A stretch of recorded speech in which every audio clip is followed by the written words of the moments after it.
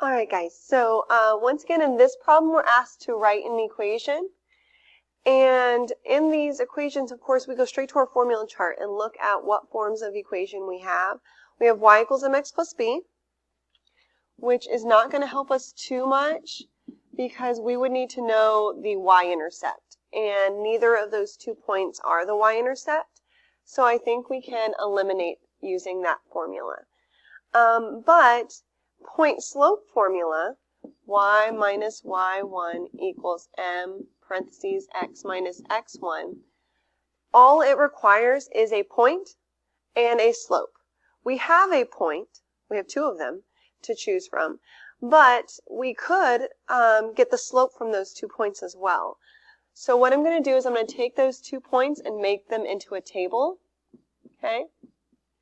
-4, 2. And 12, 6, the second point. And from there, I should be able to find the slope that I can plug in for m in the equation. Okay? So from 2 to 6, that is an increase of 4. And from -4 to 12, that's an increase of 16. And just remember when you are finding slope that it's the change in the y's divided by the change in the x's. So in this case it would be 4 divided by 16, which reduces to 1/4 as your slope. So this right here, the number we just came up with, 1/4, is your m for your equation. And then you get to choose which of the 2 points you're plugging in. Okay? So you could choose -4, 2 or 12, 6.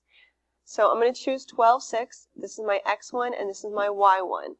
So now you have the numbers that you need to plug into this formula.